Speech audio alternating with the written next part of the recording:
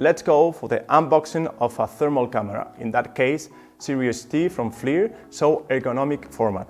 As you can see, the suitcase is quite robust. We can open here and we will find the thermal camera, one battery inside, a second battery here, station to charge both batteries, and these two boxes. If you open this box, you will find those documents, so calibration certificate and also other documents of special interest, like for example the starting manual.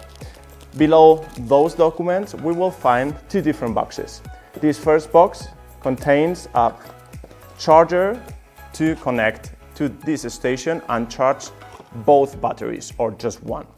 And then in the second box, a little bit smaller, you will find also a charger that can allow you to plug the connector here and charge the battery inside the camera.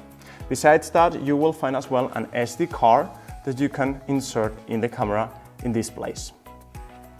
Besides those items, you will find below important cables. Two different versions, one with a USB-C USB or USB-C USB-C. So you can connect the camera with a device like a laptop or computer.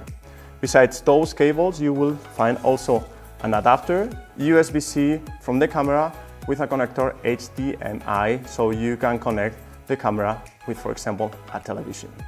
If we want to turn this camera on, just press on this button, and don't worry, normally it takes a while, around 30 seconds. The first time you will turn it on, then you have to make the general settings, then choosing languages, date and other formats. We strongly recommend you to register the camera so the warranty can be extended. Besides that, you will use the camera and the screen like a mobile phone, because normally you can touch, select different items, and the most important ones are placed on these 3 points. As you will see, you can choose whatever you want to take, images or a video, even a time lapse.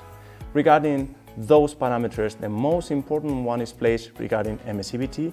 Make sure it is placed in 0.90A, which is the human skin emissivity, and then other factors like, for example, different thermal views, choosing any kind of measurement on the screen directly. We normally don't use it.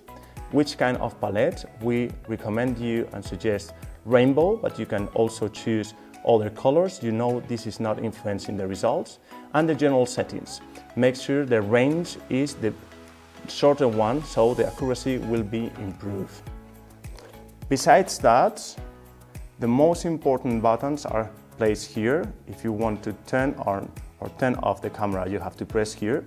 If you want to come back, like I'm doing right now, press this one, and this button will allow you to visualize the images. Right now there is no SD card or images inside, so we cannot.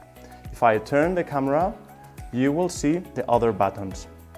The most interesting and important ones are placed here. This is for focusing, autofocus, and this is to capture the image. Remember that you can also perform a manual focus, manipulating this place of the lens, so you can focus the image manually. And finally, remember that those cameras are made to be on. That means that if you turn on the camera, you will see in the first minutes there's a lot of auto-calibration. That's because the sensor needs to be auto-calibrated, and then we strongly recommend at least 10 minutes between the moment you start your data collection and the moment you turn it on. If for any reason it's not possible, don't worry, but just make sure that the longer the camera is on, the better.